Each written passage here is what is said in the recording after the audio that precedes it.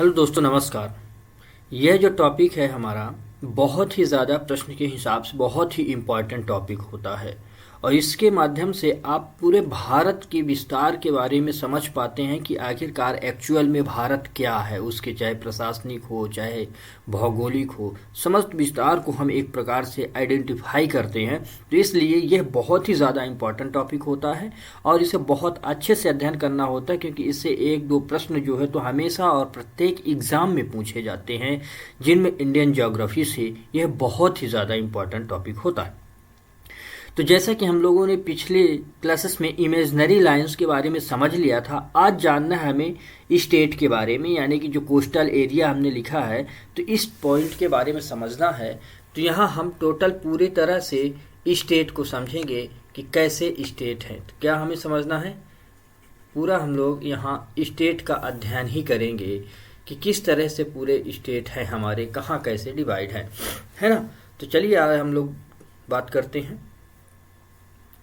तो जैसा कि हम अगर लिखें भारत का टोटल जो है तो क्लासिफिकेशन में, तो स्टेट बाउंड्री लिख लें हम या कुछ भी, या कोस्टल एरिया, इन स्टेट को हम कुछ अलग अलग भागों में डिवाइड करते हैं। एक होते हैं कोस्टल स्टेट, तटीय राज्य, इन्हें बोलते हैं हम तटीय राज्य। और कुछ होते हैं लैंड लॉक्ड स्टेट, ठीक।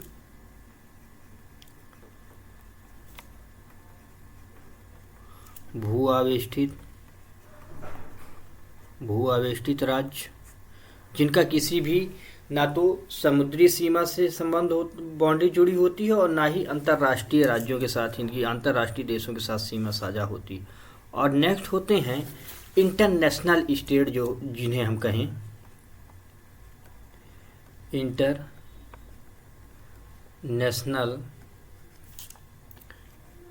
स्टेट बाउंड्री, ठीक। अंतर्राष्ट्रीय सीमा जिनकी लगी हुई है, उन राज्यों के बारे में बात करते। तो इसमें हम स्टेट की पूरी काउंटिंग कर लेते हैं कि कौन कौन से स्टेट हैं। तो यहाँ आपको 9 स्टेट मिलेंगे, इसमें आपको 5 स्टेट मिलेंगे और यहाँ 16 स्टेट मिलेंगे, ठीक। ये स्टेट की आपकी काउंटिंग होगी और इन्हें आप जोड़ के देख सकते हैं। तो ये टोटल आपके स्टेटों की संख्या होगी 30। लेकिन आपको एक बात समझना है कि इसमें 2 स्टेट ऐसे हैं जो इंटरनेशनल भी हैं और तटीय भी हैं। यानी कि वो कौन से 2 स्टेट हैं, एक गुजरात और वेस्ट बंगाल, ठीक। वेस्ट बंगाल। अब ये 2 स्टेट जो हैं, तो यहाँ हम लिख लेते हैं, फिर इनको आपको मैप के माध्यम से समझाते हैं। ये स्टेट में गुजरात टच करता है पाकिस्तान को, ठीक। और ये जो टच करता है, एक याद रखना, ये अरब सी में है, और ये जो राज्य है ये हमारा वेस्ट बंगाल है, यह टच करता है बांग्लादेश को, नेक्स्ट नेपाल, थर्ड भूटान। इतने इंटरनेशनल जो है तो देशों को टच करता है और यह पाया जाता है बे ऑफ बंगाल में, बे ऑफ बंगाल में ये अपनी सीमा जो है तो बनाता है। तो ये चीज़ें आप यहाँ समझें। नेक्स्ट जो है हमारा, यह है भू आवेष्टित राज्य की बारे में बात करें कि वो भू आवेष्टित कौन कौन से राज्य हैं, ठीक। तो भू आवेष्टित राज्यों में आप 5 जो हमारे राज्य हैं उनकी संख्या लिख लेते हैं, फिर उन्हें हम अलग अलग करके आपको मैप के माध्यम से समझाते क्यों कहाँ है। नंबर 1 हरियाणा,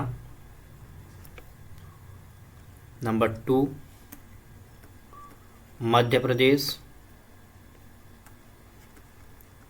मध्य प्रदेश।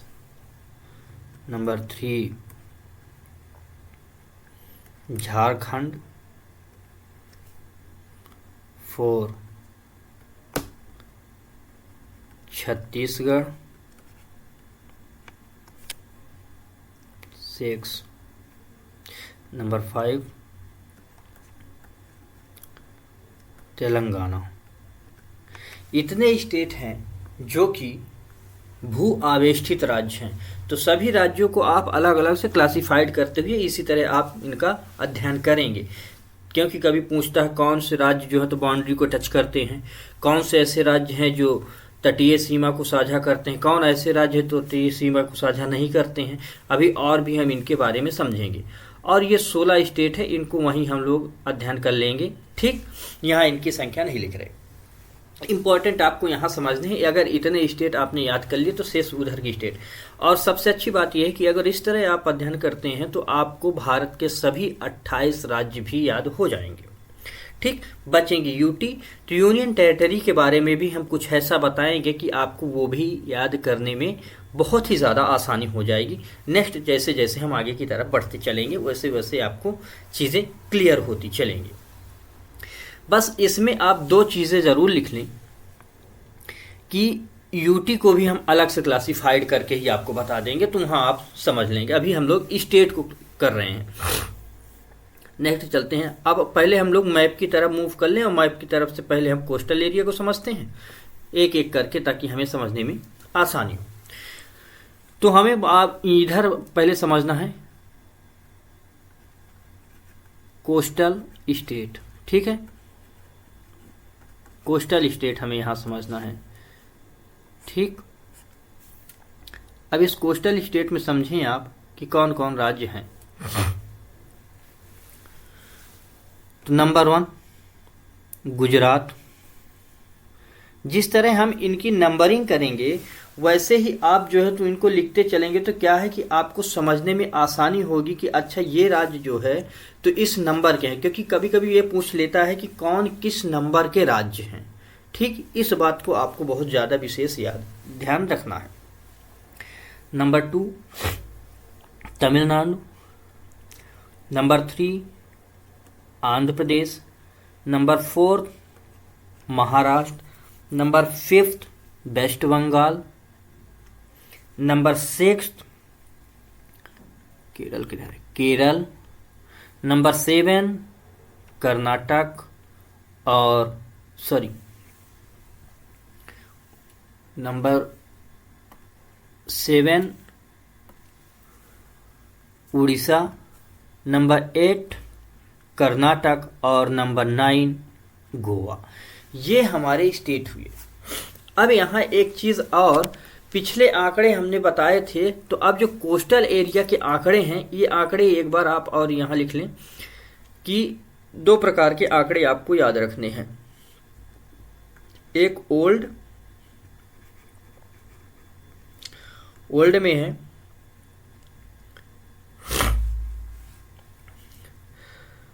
7516.6 किलोमीटर, और नया जो डेटा आया है इसे लिखें आप। न्यू डेटा जो आया है यह है 11,098 किलोमीटर। इस बात को याद रखना है। अब ये जो बार बार जो रिन्यू होगा, इसे कहा गया है कि प्रत्येक, है ना, एवरी 10 ईयर में जो डेटा है ये रिन्यू होता रहेगा। ठीक, तो इस बात को आपको याद रखना है। तो इतनी बातें आपने समझी, और ये यहाँ तक पूरा ये जो पूरा पार्ट है ये ऐसे करके पूरा ये। ठीक, अब इस वाले क्षेत्र को अरब सी बोलते हैं, अरब सी, और ये जो है तो बे ऑफ बंगाल है, बे ऑफ बंगाल। अच्छा, आप एक बात और, यहाँ इंडियन ओशियन है इंडियन ओशियन। तो इतनी बातें आपको यहाँ ये समझ आई, इंडियन ओशियन। तो हमने तटीय राज्यों के बारे में समझ लिया। अब यहीं आप एक चीज और समझें कि लैंड लॉक्ड स्टेट जो हैं, कौन से लैंड लॉक्ड, तो नंबर 1 हरियाणा, 2 मध्य प्रदेश, 3 छत्तीसगढ़ और तेलंगाना और झारखंड। ठीक, ये सभी स्टेट कैसे हैं? ये सभी हैं लैंड लॉक्ड स्टेट। ठीक, तो इतनी बातें आपको ये यहाँ समझ आई कि ये स्टेट हैं जो लैंड लॉक्ड हैं और ये हैं जो कोस्टल स्टेट है। इनमें से इन दो चीज़ों को ज़रूर आप याद रखेंगे क्योंकि ये कन्फ्यूज़न कराएंगे, ये स्टेट और ये स्टेट, क्योंकि ये अंतर्राष्ट्रीय सीमा भी साझा करते हैं। ठीक है, यहाँ इस बात को भी आपको ध्यान में रखना है। अब हम लोग चलते हैं नेक्स्ट इंटरनेशनल स्टेट के बारे में। कैसे कौन से राज्य हैं जो बाहरी अंतर्राष्ट्रीय सीमा साझा करते हैं, तो इन्हें लिखें हम इंटरनेशनल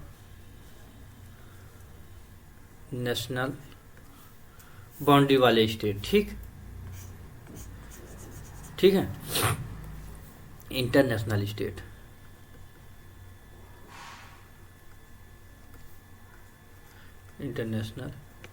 स्टेट। इसको याद रखें। तो यहाँ आप लिख लें कि पूरी जो है तो ये कितने किलोमीटर है, ये भी आपको जानना होगा। अच्छा, हम पहले आंकड़ा लिखते हैं तब आप इसको जोड़ के रखेंगे कि कितने कितने हैं ये। तो इधर पाकिस्तान में नंबर 1 लिखते चलें आप, गुजरात, राजस्थान, कौन सा नंबर 2 राजस्थान, नंबर 3 पंजाब और जम्मू एंड कश्मीर और लद्दाख। ये इस तरह आप टिक कर लें, यानी कि इस क्षेत्र तक यहाँ से लेके इसकी जो सीमा है 3323 किलोमीटर सीमा भारत के साथ इसकी लगती है। किसकी? पाकिस्तान की। तो इतनी सीमा जो है तो साझा करता है पाकिस्तान और भारत अपने मध्य में। अब इसी सीमा को आप एक चीज़ और यहाँ लिख लें कि यह जो लाइन है, इस लाइन को कुछ नाम दिया गया है। ये जो लाइन है, इधर आप समझें कि यहाँ सर क्रीक मामला है। ठीक, पूरी ये जो लाइन है, इस लाइन को नाम दिया जाता है रेड क्लिफ। क्या? Red Cliff line.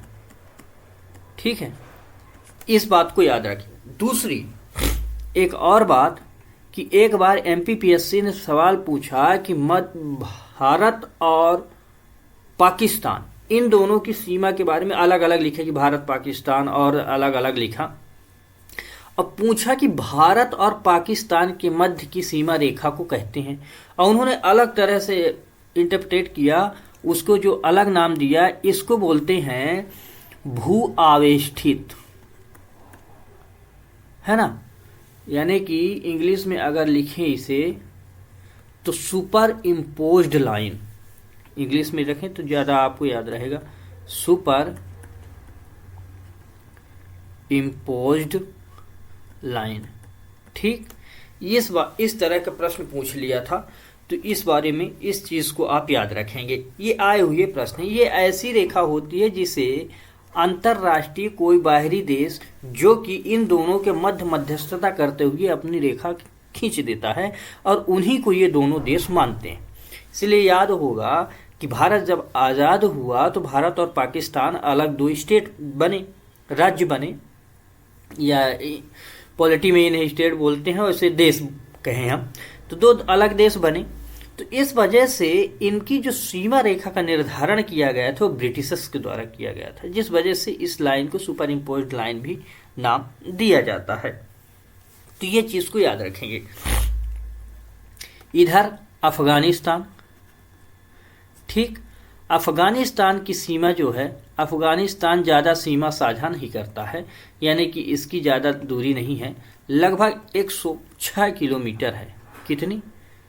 106 किलोमीटर ये सीमा साझा करता है अफ़गानिस्तान भारत के साथ। तो इस चीज़ को आपको याद रखना है। ये दूसरी। तीसरा, यहाँ से पूरा लेके ये इतना पार्ट ये नेपाल का है। यहाँ का जो पूरा पार्ट है ये चाइना है। कौन? चाइना। तो चाइना कितनी सीमा साझा करता है भारत के साथ? तो वह है 3488 किलोमीटर। ठीक, कितनी? 3488 किलोमीटर। इस रेखा को भी कभी कभी पूछते हैं कि इस रेखा का क्या नाम है, तो इसे मैक मोहन कहते हैं। मैक मोहन लाइन। अब यहाँ हम इस लाइन को भी क्लासिफाइड नहीं कर रहे हैं, क्योंकि अलग अलग जगह पे इसका अलग अलग नाम है इस रेखा का। तो अब बस इतना जाने कि भारत और चीन के मध्य की रेखा को मैक मोहन रेखा कहते हैं।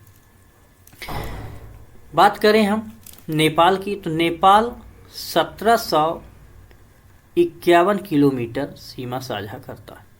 कितनी? 1751। और यहाँ से म्यांमार सीमा साझा करता है, जिसकी लंबाई है 1643 किलोमीटर। ठीक, कौन सा है? म्यांमार। और बांग्लादेश सीमा साझा करता है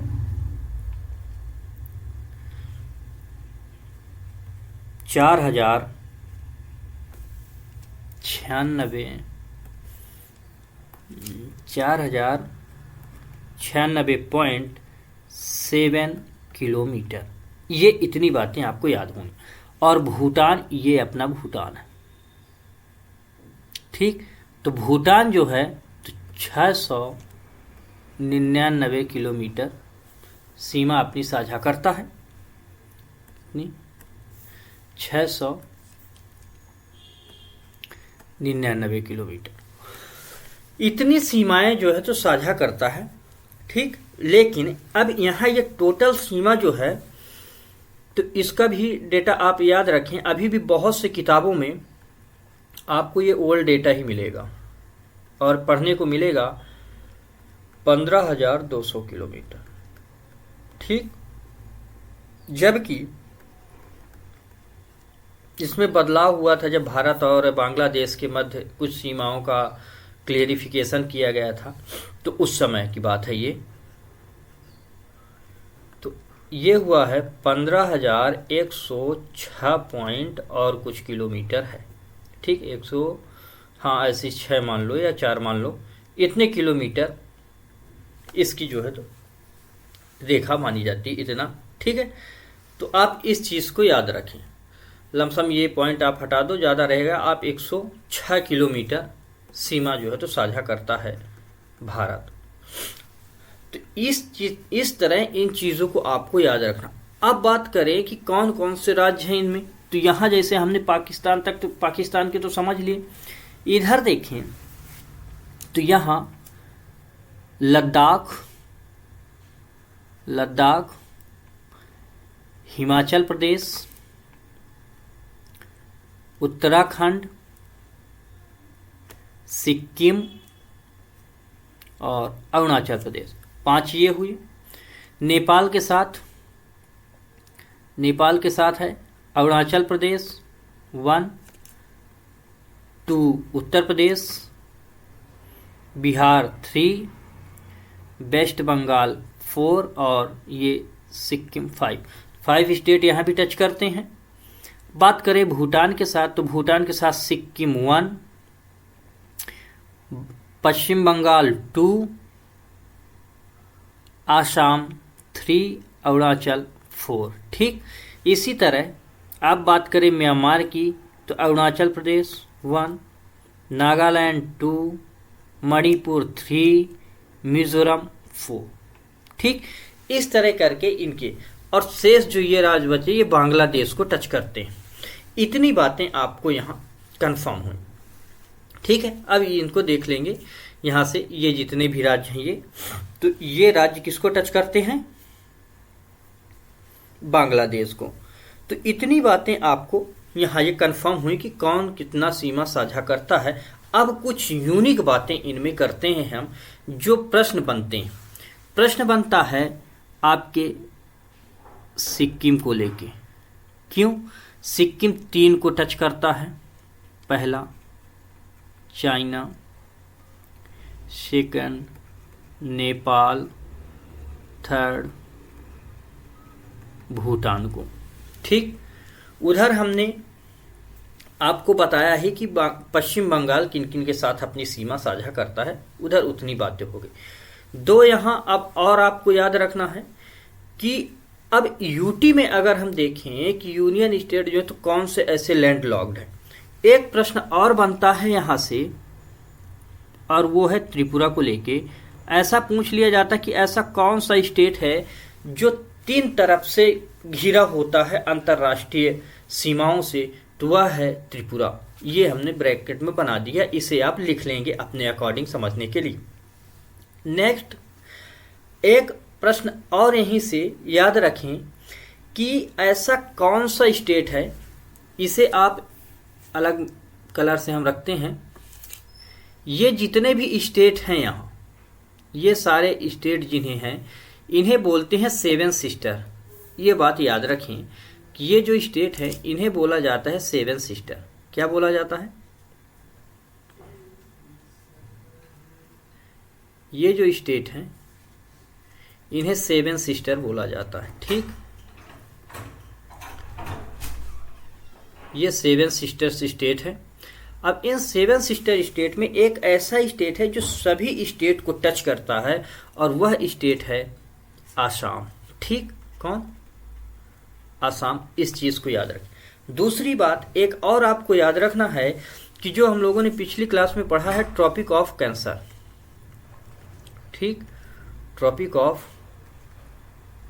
कैंसर लाइन पढ़ा है, उसमें से सिर्फ 2 स्टेट ऐसे हैं जिनकी सीमा कर्क रेखा के साथ टच होती है, और वो हमने बताया था कि इसमें त्रिपुरा और मिजोरम। ठीक, और इन दोनों की जो राजधानियां हैं, ये याद भी रखना है कि इन दोनों की राजधानियां नॉर्थ में आती हैं। उधर हमने बताया था कि किसकी राजधानी नॉर्थ में, किसकी साउथ में है। ठीक, तो इन बातों को आपको विशेष तौर से ध्यान में रखना है, क्योंकि प्रश्न यहीं से डिकोड होते हैं। ये प्रश्न हैं जितनी हमने बातें यहाँ आपसे करी हैं, ये सारी चीजें ये आपके दिमाग में एकदम फुल एंड फिट होने चाहिए। ठीक, अब बात करें हम यूटी का। स्टेट तो इतने में आपको स्टेट पूरे याद हो गए कि स्टेट कौन कौन से कैसे हैं, किन फीचर्स को कैसे अदाई करते हैं। अब हम बात करें अगर यूटी का, तो यूटी को भी याद करने का बहुत सरल तरीका है। वो सरल तरीका ये है कि 2 ऐसी यूटी हैं जो इंटरनेशनल है। तो अगर हम यूटी को भी अलग करके बांट लें कुछ ऐसे ही कि कौन कौन से यूटी ऐसे हैं, तो इनमें भी 3 तरह के हैं। एक है कोस्टल, सेकंड है लैंडलॉक्ड, और इंटरनेशनल। ठीक, इंटरनेशनल बाउंड्री टच करते हैं। तो जैसे इनमें से देखें तो अब कौन कौन से ऐसे हैं, तो इंटरनेशनल में 2 यूटी हैं। एक लद्दाख। ये याद करने का बहुत सरल तरीका है, अगर आप ऐसे याद करते हैं तो लद्दाख और जम्मू एंड कश्मीर आपको मिलेगा। ये ऐसे हैं, क्या करते हैं, ये सीमा साझा करते हैं, जैसे कि अफगानिस्तान, पाकिस्तान, चीन, है ना, इनके साथ ही अपनी सीमाएं साझा करते हैं। तो एक चीज आपको ये पता चली कि 2 ऐसे हैं जो यहाँ अलग अलग सीमाएं साझा करते हैं। ठीक, यूटी की संख्या कितनी है भैया? टोटल 8 है। 28 जो है तो राज्य हैं, ये भी आपको पता होगा। अब लैंड लॉक्ड अगर हम देखें कि आखिर ऐसे कौन से हैं जो भैया लैंड लॉक्ड भी हैं, तो पहली बात, चंडीगढ़, ठीक, और दिल्ली, दो ये हैं जो सीमा साझा नहीं करते, पूरी तरह से लैंड लॉक्ड हैं, ठीक है, ये बात। अब शेष जितने भी बचे वो क्या हैं, कोस्टल है। जैसे अब शेष को हम यहां ब्रैकेट में कर देते हैं तो इनको आप समझ लेंगे।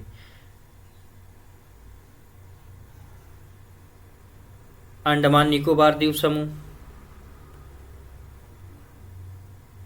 लक्षद्वीप, ये जो लिखा है यहाँ यह है पुडुचेरी, और इधर ये दादर नगर हवेली जो है दमन दीव, ये तो ये कितने हुए, 4 ये हुए, तो यहाँ 4 ये आते हैं। तो अब आप काउंटिंग कर लें कि 4 ये है, 2 और 2 ये, टोटल 8 यूटी हैं, और ये ऐसे यहाँ विकसित है। तो इस तरह आपको समझ आना चाहिए। बस आप एक चीज याद रखेंगे कि पुडुचेरी जो है तो ये अलग अलग जगहों पर है, एक जगह नहीं है। इसका विस्तार आपको केरल में भी मिलेगा, तमिलनाडु में भी मिलेगा, और आंध्र प्रदेश में भी मिलेगा। आंध्र प्रदेश में यनम के नाम से है, केरल में माही के नाम से है, और इधर अलग 2 पार्ट है। तो इस तरह करके टोटल भारत का जो हम कहें कि राज्य और यूनियन टेरिटरीज का विस्तार है किस तरह है। हमने प्रश्न को भी डिकोड किया कि किस तरह से प्रश्न आते हैं। हमने ये भी समझ लिया कि कौन से राज्य कहाँ हैं, किस तरह विस्तारित है, कि इनकी कैसी सीमाएं हैं, कौन किस सिचुएशन में इन प्रेजेंट हैं अभी।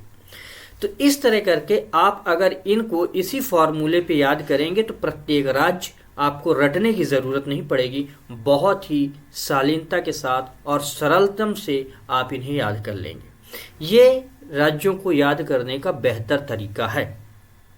तो आज की क्लास को हम लोग यहीं तक रखते हैं, नेक्स्ट क्लास में फिर मिलते हैं। लेकिन आप मेरे चैनल को सब्सक्राइब करेंगे, इसे शेयर करेंगे और कमेंट करेंगे। साथ ही साथ आप यह भी बताएंगे कि आपको ये क्लासेस कैसी लगती हैं। तो तब तक के लिए धन्यवाद, टेक केयर, पढ़ते रहिए, बढ़ते रहिए, जय हिंद।